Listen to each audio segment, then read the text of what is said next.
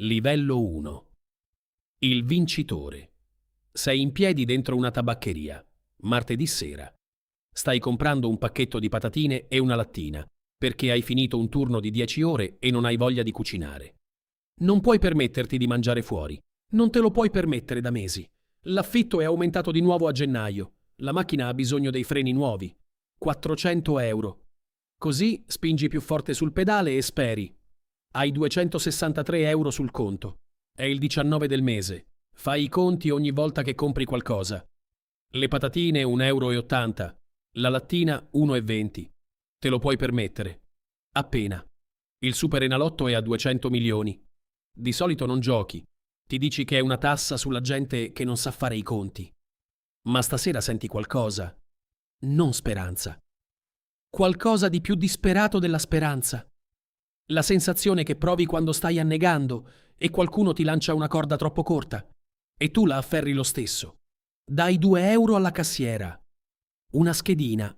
Numeri a caso. Lei stampa il tagliando senza guardarti. Nessuno. Qui dentro ti guarda. Sei invisibile. Nel modo in cui i poveri sono invisibili. Pieghi la schedina. La infili nel portafoglio tra uno scontrino della benzina e una vecchia tessera che non ha più niente sopra. Te ne dimentichi.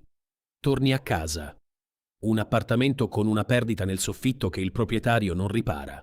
Mangi le patatine sul divano davanti a una serie che hai già visto 2 volte. Ti addormenti con la televisione accesa. 2 giorni dopo. Sei sul divano, scorri il telefono. E vedi i numeri. Guardi la schedina. Guardi il telefono. Guardi di nuovo la schedina. Le mani tremano. La vista si restringe a un tunnel. E in fondo a quel tunnel ci sono 6 numeri che corrispondono. Tutti e 6. Non urli. Non salti. Resti fermo. Immobile. Il tuo cervello sta cercando di elaborare un numero che non ha un senso. 200 milioni. 200 milioni di euro. Lo dici ad alta voce e suona finto. Suona come una cosa da film. Hai in mano un pezzo di carta che vale più di quanto avresti guadagnato in 10.000 anni al tuo lavoro. Quella notte non dormi. Nascondi la schedina dentro un libro. Poi in un sacchetto nel freezer. Poi nel cruscotto della macchina. Poi la riporti dentro. Sei terrorizzato all'idea di perdere un pezzo di carta. Non lo sei mai stato prima. La mattina dopo chiami il lavoro. Dici che sei malato. Cerchi su internet cosa fare quando vinci alla lotteria. Primo risultato, trova un avvocato prima di ogni altra cosa. Secondo, non dirlo a nessuno. Terzo, una lista di vincitori finiti sul lastrico. O peggio, chiudi il telefono. Sei seduto nella tua cucina. Sei un milionario e hai paura di uscire di casa. Livello 2. Il richiedente. Ti serve un avvocato. Non il cugino che fa i rogiti, non quello del cartellone in autostrada, un tipo specifico, uno che gestisce grandi patrimoni, trust, protezione dei beni, ne trovi uno in città. 22° piano di un palazzo in cui non sei mai entrato. 600 euro all'ora. 2 settimane fa quel numero ti avrebbe dato le vertigini. Adesso non significa niente. Firmi. Lui comincia a parlare. Trust, holding, intestazioni, riservatezza, disegna schemi su una lavagna e tu annuisci come se capissi. Ne capisci il 30%, ma una parte la capisci bene. Se ti presenti all'ufficio premi come te stesso, la tua vita è finita. Il nome diventa pubblico. Arrivano i giornalisti, arrivano gli sconosciuti, arriva gente che non senti da 15 anni. Così l'avvocato ti protegge. Il nome resta fuori dai giornali. Per ora, vai a ritirare la vincita. L'edificio è deludente, controsoffitti, moquette da ufficio pubblico. Una donna dietro una scrivania controlla la schedina. La sua espressione non cambia. L'ha già visto. Compili i moduli per 2 ore e poi arriva la matematica. In Italia trattengono il 20%. 200 milioni diventano 160. 40 milioni. Spariti. Soldi che hai avuto per 72 ore. Sei arrabbiato. Arrabbiato per aver perso 40 milioni di euro. Sei diventato il tipo di persona che si arrabbia perché ha soltanto 160 milioni. Ci hai messo meno di una settimana. Livello 3. Il bersaglio. I soldi arrivano sul conto. Vedi il numero su uno schermo e non sembra vero. Sembra un errore di battitura. Sembra che qualcuno abbia aggiunto troppi zeri. Ma è lì. E adesso lo sanno tutti. L'hai detto a 3 persone. A tua madre, a tuo fratello e al tuo migliore amico. Gli hai detto di non dirlo a nessuno. Tua madre l'ha detto a sua sorella l'ha detto al gruppo della parrocchia, tuo fratello l'ha detto a sua moglie ha pubblicato qualcosa di vago sui social sulle benedizioni e l'abbondanza, che tanto valeva fosse un comunicato stampa. Il tuo migliore amico non l'ha detto a nessuno, te lo ricorderai. Il telefono inizia a squillare. Numeri che non riconosci. Persone di cui non sai più niente dai tempi della scuola. Un cugino che hai incontrato una volta ad un funerale. La tua ex di 7 anni fa. Il marito di una collega che ha una grande opportunità di business di cui gli piacerebbe parlarti. Vogliono tutti qualcosa. Nessuno lo dice apertamente. Dicono congratulazioni. Dicono sono così felice per te. Dicono te lo meriti. Poi fanno una pausa e aspettano che tu offra. Alcuni non aspettano. Alcuni chiedono e basta. Puoi pagarmi il mutuo. Puoi aiutare con le spese mediche di mia madre. Puoi investire nel mio ristorante. Puoi comprarmi una macchina. Le richieste non finiscono mai. Alcune spezzano il cuore. Altre sono senza vergogna. Tutte partono dal presupposto non detto che adesso tu devi qualcosa al mondo, perché il mondo ti ha dato qualcosa. Cominci a filtrare le chiamate. Cambi numero. Smetti di andare nei posti dove andavi prima, perché ogni conversazione adesso ha una corrente sotterranea fatta di soldi. Vai al solito bar un venerdì sera e il barista che scherzava con te ti tratta in modo diverso. È più gentile. Troppo gentile. Cauto. Come se adesso fossi un cliente invece di un habitué. Te ne vai presto e non ci torni. Sei la stessa persona che eri un mese fa e nessuno ci crede. Compreso te. Livello 4. Lo spendaccione. Compri una casa. Non la casa che ti serve. La casa che sognavi quando eri al verde e scorrevi gli annunci immobiliari alle 2 di notte per divertimento. 6 camere, 5 bagni, una piscina, un garage per 3 macchine, una cucina più grande del tuo vecchio appartamento. La percorri la prima sera e i tuoi passi rimbombano. È troppo silenziosa. È troppo grande. Non userai mai la sala da pranzo formale. Non userai mai l'ala degli ospiti. Hai comprato un monumento a una fantasia che avevi quando non potevi permettertela. Adesso che puoi, sembra solo vuota. Compri le macchine. Una tedesca per te. Un fuoristrada perché l'hai sempre voluto. Una utilitaria nuova per tua madre. Compri vestiti in negozi dove una singola giacca costa più del tuo vecchio affitto mensile. Compri orologi, elettronica, mobili, opere d'arte che non capisci ma che qualcuno ti ha detto essere un buon investimento. Voli in prima classe per la prima volta. Il sedile si reclina fino a diventare un letto. La hostess ti chiama per nome. Mangi a 10.000 metri di altezza e bevi champagne che costa più della tua vecchia rata della macchina. Atterri e c'è un'auto nera ad aspettarti. Dormi in hotel che chiedono 800 euro per la stanza normale e 3.000 per la suite. Prendi la suite. Spendere ti sembra un diritto.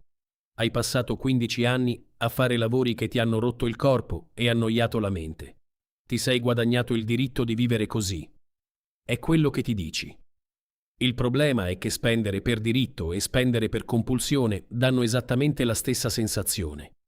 La scarica di piacere che ti dà comprare un'auto da 200.000 euro dura circa 3 giorni. Poi è solo una macchina. Poi vuoi la cosa successiva. Ogni acquisto ti dà meno del precedente, ma costa uguale o di più. Stai inseguendo una sensazione che i soldi ti hanno promesso e non possono mantenere. Stai spendendo a una velocità che ti sembra sostenibile, perché il numero sul conto è così grande che il tuo cervello non riesce a percepirlo mentre si rimpicciolisce. Un'auto da 200.000 euro sembra niente contro 160 milioni. Un weekend da 50.000 sembra spiccioli.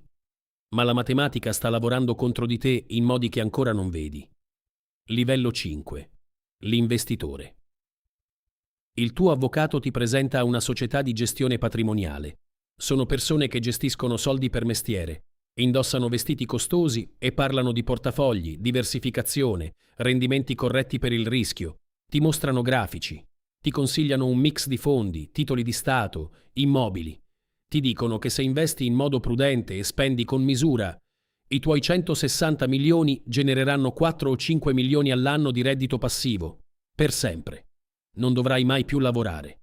I tuoi figli non dovranno mai lavorare. I tuoi nipoti non dovranno mai lavorare. Ascolti, annuisci. Investi una parte come ti hanno consigliato. Ma poi tuo cognato ti propone un ristorante. Il tuo vecchio compagno di università vuole che finanzi la sua startup. Un tizio conosciuto a una festa dice che sta sviluppando terreni sul mare in un posto lontano e i rendimenti sono incredibili. Investi in tutti quanti. Investi perché dire di sì è più facile che dire di no. Investi perché essere quello che finanzia le cose ti fa sentire importante in un modo che avere soltanto i soldi non ti dà. Il ristorante chiude in 14 mesi. La startup non lancia mai un prodotto. L'affare sul mare si rivela quasi una truffa. Perdi 3 milioni e mezzo in investimenti che un professionista avrebbe scartato in 5 minuti. I tuoi gestori ti avevano avvertito. Non hai ascoltato. Pensavi che avere i soldi volesse dire capire i soldi. Sono due cose completamente diverse. Lo impari nel modo in cui la maggior parte dei vincitori lo impara. Lentamente, a caro prezzo, e troppo tardi perché conti qualcosa. Livello 6. Il filantropo. Cominci a donare. All'inizio ti fa sentire bene. Paghi il mutuo della casa di tua madre. Apri un fondo per lo studio dei tuoi nipoti. Fai una donazione all'ospedale pediatrico della tua città. Firmi assegni per associazioni in cui credi. Ti sembra di dare uno scopo a questi soldi. Il giornale locale scrive un articolo sulla tua generosità. La gente ti chiama eroe. Poi le richieste si moltiplicano. Ogni associazione della regione ha il tuo nome su una lista. Cene di beneficenza ed eventi riempiono il tuo calendario. Organizzazioni di cui non hai mai sentito parlare ti mandano proposte. Sei seduto a una cena elegante accanto a una donna che gestisce un dormitorio per senza tetto. Dice che servono 200.000 euro per tenere aperte le porte durante l'inverno. Firmi l'assegno quella sera stessa. La mattina dopo altre 3 organizzazioni ti contattano perché la voce si è sparsa. Sconosciuti ti scrivono lettere descrivendo le loro situazioni con un dettaglio che ti impedisce di dormire. Una madre single malata, un ragazzo che ha bisogno di un'operazione che la famiglia non può pagare. Ogni storia è vera, ogni bisogno è reale e tu puoi aiutare. È quella la parte che ti distrugge. Puoi davvero aiutare. Così lo fai. Aiuti finché aiutare inizia a sembrare un obbligo. Aiuti finché la gioia di dare viene sostituita dal senso di colpa di non dare abbastanza. Aiuti finché ti rendi conto di una cosa che nessuno ti dice. Nessuna quantità di denaro può riparare la quantità di sofferenza che esiste nel mondo. Provarci ti prosciugherà emotivamente molto prima di prosciugarti finanziariamente. Assumi un direttore per gestire le donazioni. Crei una procedura. Domande, verifiche, decisioni prese da un comitato. È più efficiente. È anche fredda. Sei passato dal firmare assegni personali al gestire una burocrazia. Livello 7. L'isolato. Sono passati 3 anni da quando hai vinto. Vivi in una casa dietro un cancello. Guidi macchine che ti separano dal mondo dietro vetri oscurati. Mangi in circoli privati dove l'iscrizione costa più dello stipendio di molte persone. La tua cerchia sociale si è ristretta now a un piccolo gruppo di persone che o hanno soldi loro o sono pagate per starti intorno. Il tuo consulente finanziario, il tuo avvocato, il tuo commercialista, il tuo assistente, il tuo personal trainer. Sono questi i tuoi contatti quotidiani. Ti fidi di loro perché li paghi. Non sei sicuro di fidarti di qualcuno che non paghi. I tuoi vecchi amici sono spariti. Non tutti in una volta. È successo gradualmente. Pagavi tu ogni cena, ogni viaggio, ogni conto al bar. Loro te lo lasciavano fare perché sembrava strano dividere il conto con un milionario. Poi è diventato strano starti intorno e basta.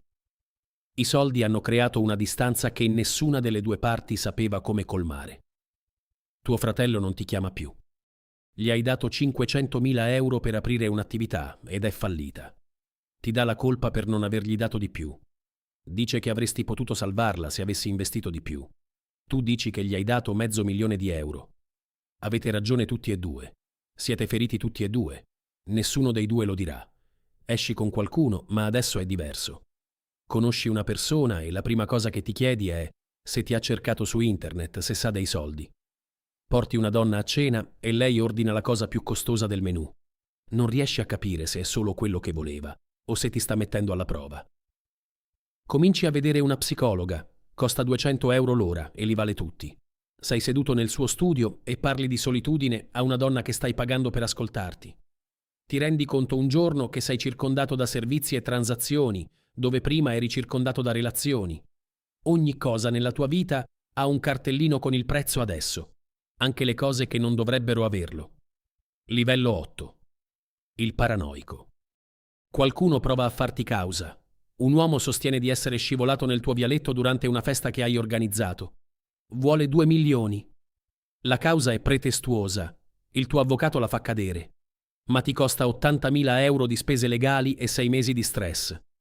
2 mesi dopo qualcun altro ti fa causa. Un socio di uno dei tuoi investimenti falliti sostiene che gli spettava una quota più grande. Quella causa dura un anno. Chiudi con un accordo da 400.000 euro, perché andare in tribunale costerebbe di più. Il tuo avvocato ti dice che è normale per le persone nella tua posizione. Chi ha soldi è un bersaglio per le cause. È un'industria. Ci sono avvocati specializzati nel trovare imputati ricchi e costruire cause che è più conveniente chiudere che combattere. Adesso sei permanentemente su quella lista. Ti faranno di nuovo causa. Non è una questione di se, ma di quando e per quanto. Installi un sistema di sicurezza. Telecamere su ogni angolo della proprietà, sensori di movimento, una porta blindata. Assumi un consulente per la sicurezza che percorre la tua casa e ti indica vulnerabilità a cui non avevi mai pensato. Le finestre al piano terra. Il fatto che la tua routine quotidiana sia prevedibile. Consiglia una guardia a tempo pieno. Esiti, poi la assumi. Adesso hai uno sconosciuto in piedi nel tuo vialetto per proteggerti da altri sconosciuti. Ricevi minacce. La maggior parte sono vaghe. Una lettera senza mittente che descrive la tua macchina e la tua routine del mattino. Il tuo consulente dice che la maggior parte sono innocue. La maggior parte. Non tutte. Hai comprato una vita nuova con quella schedina. Parte di quella vita nuova è guardarti alle spalle ogni volta che cammini verso la macchina. Livello 9. La resa dei conti. 5 anni dopo la vincita. Ti siedi con il tuo gestore patrimoniale per la revisione annuale. I tuoi 160 milioni adesso sono 40. Fissi il numero. Sbatti le palpebre. Gli chiedi di ripeterlo. 40 milioni. Hai speso 120 milioni in 5 anni. Le case, le macchine, gli investimenti falliti, le cause, i regali, le donazioni, lo stile di vita, le tasse sullo stile di vita. Il tuo gestore ti mostra una proiezione. Di questo passo resterai senza liquidità in 4 anni. Non ci credi. Il numero è troppo grande per sparire. 40 milioni sono ancora una fortuna. Ma tu non stai spendendo come uno che ha 40 milioni. Stai spendendo come uno che ne ha 160. Le abitudini sono ormai fissate. Le case hanno mutui e tasse sulla proprietà. Le macchine hanno assicurazioni e manutenzione. Il personale ha degli stipendi. La fondazione ha degli impegni. Lo stile di vita ha un costo mensile che manderebbe in bancarotta la maggior parte delle piccole imprese. Provi a tagliare. Vendi la casa al mare in perdita, perché il mercato è cambiato. Lasci andare la guardia.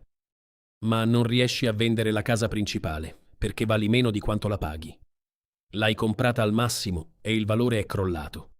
Il tuo commercialista ti parla di una cosa chiamata debito fiscale, da un'operazione immobiliare di 2 anni fa strutturata male.